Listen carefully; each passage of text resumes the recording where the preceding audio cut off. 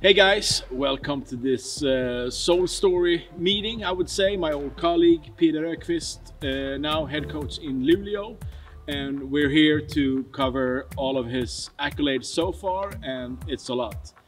Pete, you've been coaching in the Swedish league for 16 seasons as a head coach and 2 as an assistant coach. That's 18 total. That's most ever in the history of Swedish basketball. Why? Why so long? Well, you gotta love the game. You gotta love what you do, the work. You gotta love the morning practice. You gotta love renewing yourself, and you gotta love competing and shoot for you know, to have yourself and your team as, you know, strive to be as best they can be. And you gotta love that environment and the life around it. Otherwise, you won't last. And we're here now. The playoff starts in 2 days. This will be your 16th straight playoff. You have how many championships?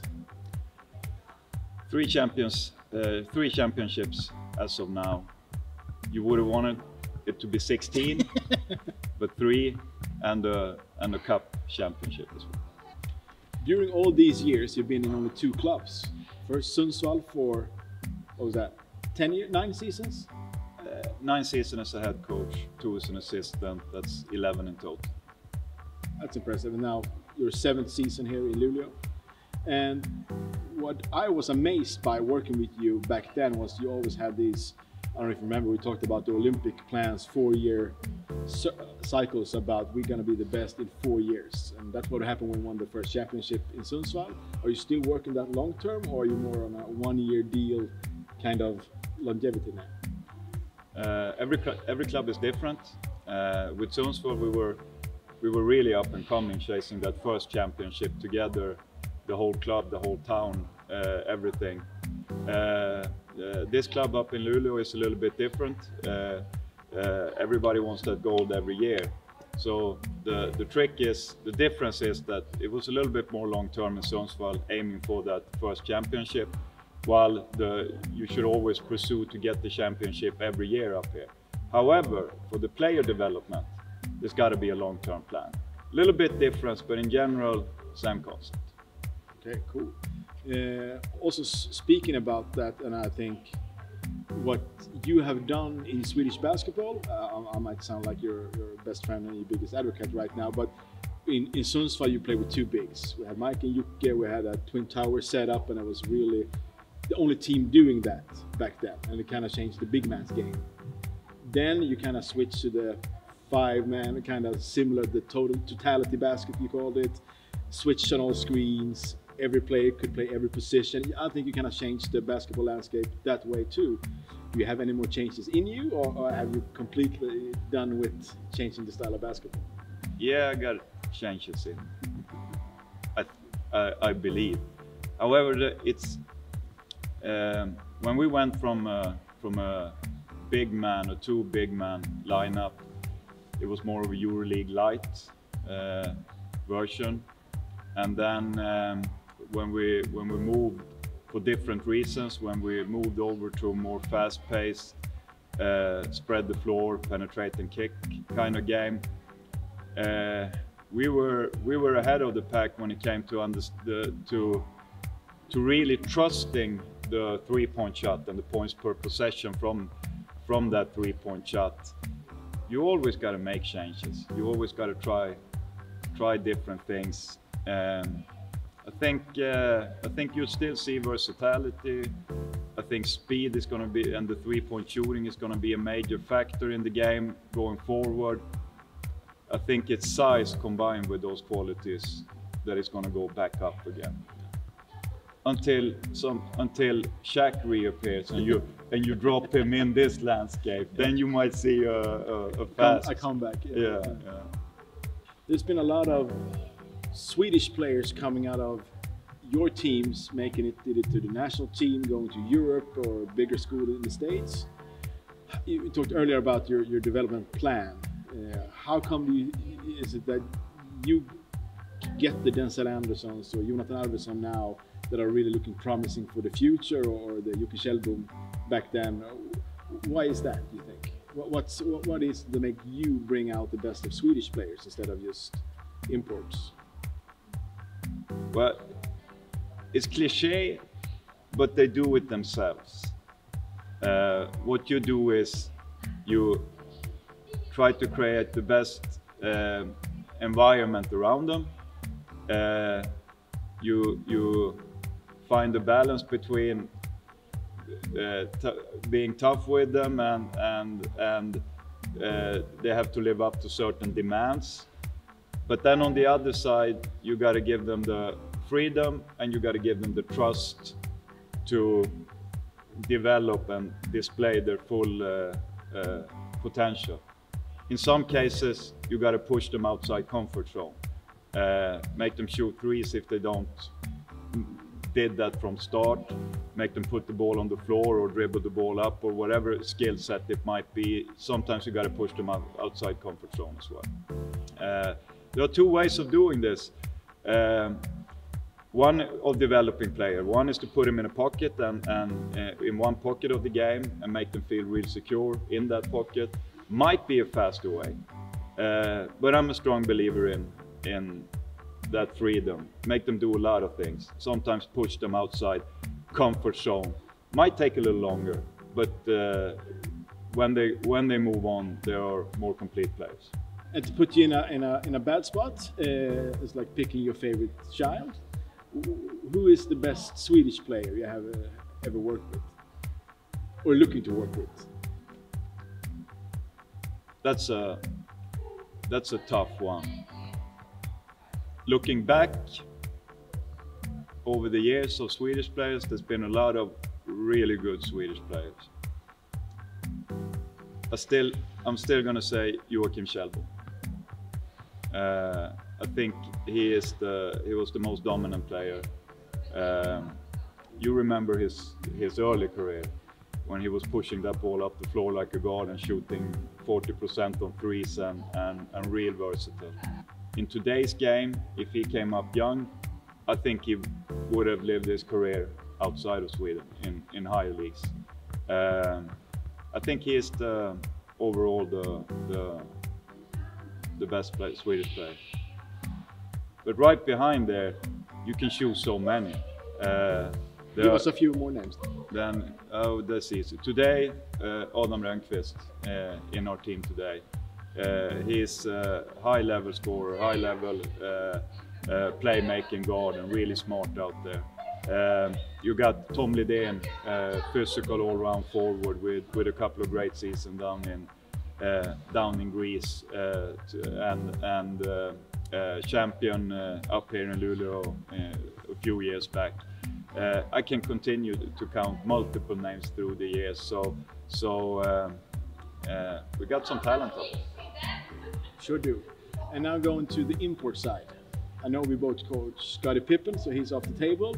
And I mean, you had some great players, and you had him for many years. He's one of the few rarities in the Swedish league that we get to keep the same good players for many years, to see them come. That was more common back then, not that normal now. But who's your favorite import players? Favorite import players, and you can't choose Scottie. That would have been the easy way out.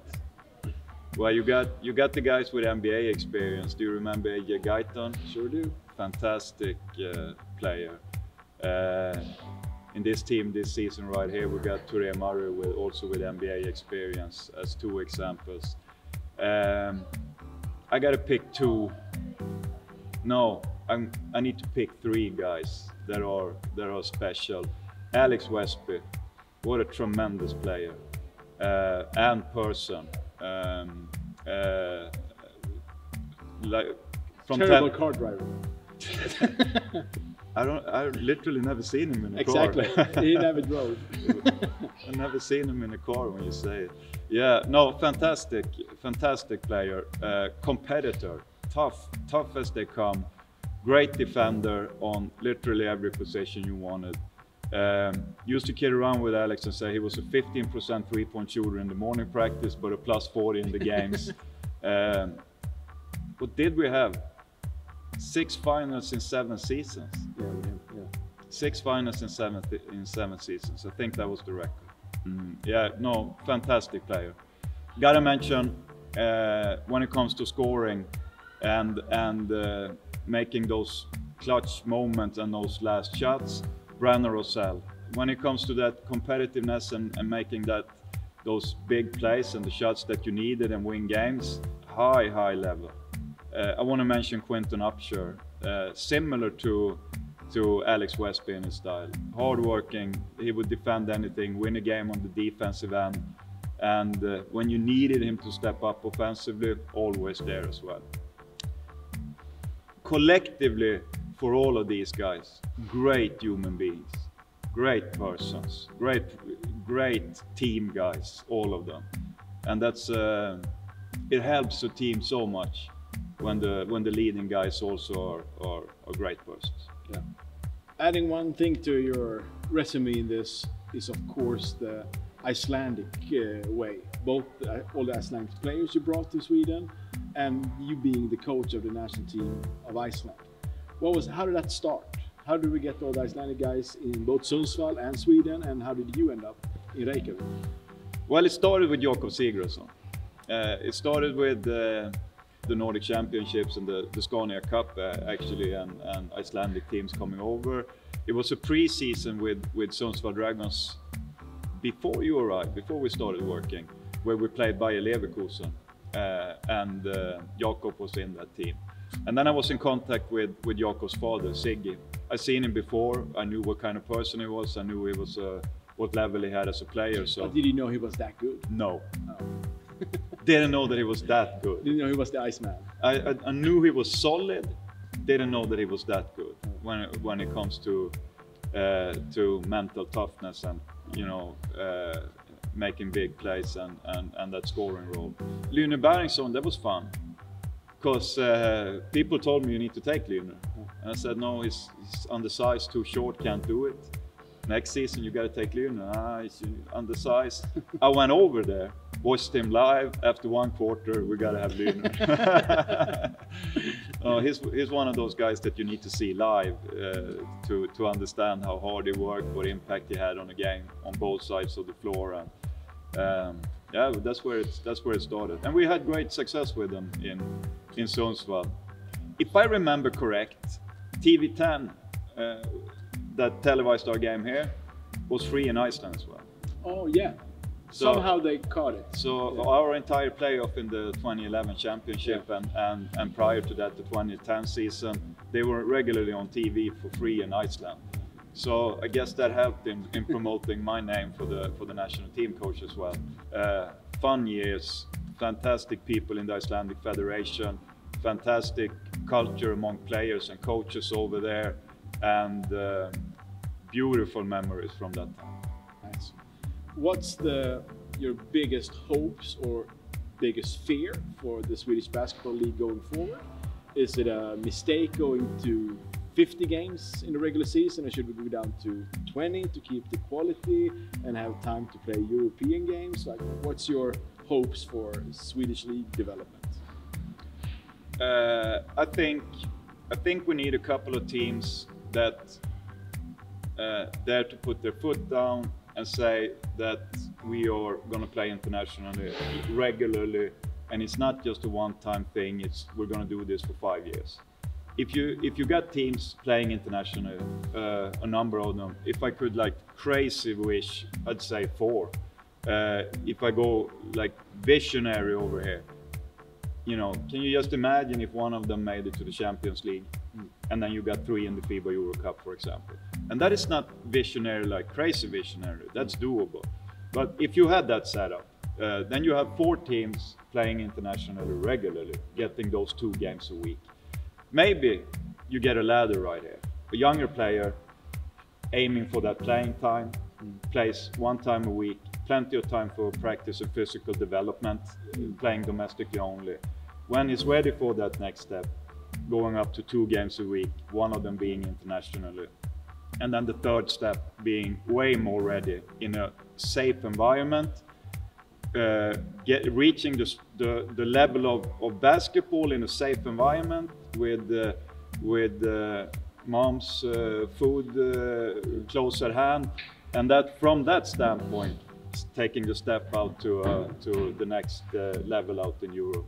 You always have to balance this to the GMs in the club that is fighting hard for the financial side of things to function, and for us to even have a platform for guys to practice twice a day. So you always got to balance that. It's one thing to as a coach to just sit here and say it. That's also always balanced towards finances. But now you ask me as a coach, and I know what I'm getting into, so that's fine. No. Okay, to wrap this up, if and when you stop coaching in the Swedish Basketball League, not saying it now, it could be another 10 years, another 16 years, we don't know. What's your plan for that? Have you even thought about not coaching in the league? Well, that's a different interview. We'll do that some other time. The honest answer is that right now we're starting the playoffs in 2 days. I wish it was tonight, and my focus is it cannot be anywhere else than 100% on our guys' performance and our team's performance. So especially at this time of the year, you're like right here, and that's where you got it. I wasn't expecting any other answer, of course, with you, but we'll do this in the future, of course, in another maybe 16 years or whenever it's time. Thank you for sitting down with us. It was great talking about your legacy so far in the Swedish League, and hope for more to come. Thanks for having me. Appreciate it. Always a pleasure, Pontus. Thanks. Yes. Jag tror du skulle dra Liam på importspelarna där. Liam! Glömde du honom? Självklart. Liam Rush, I'm sorry man. One of the imports, one of the best forwards. Also could slide in between possessions. Great winner. Liam, I'm sorry man. Good, thanks.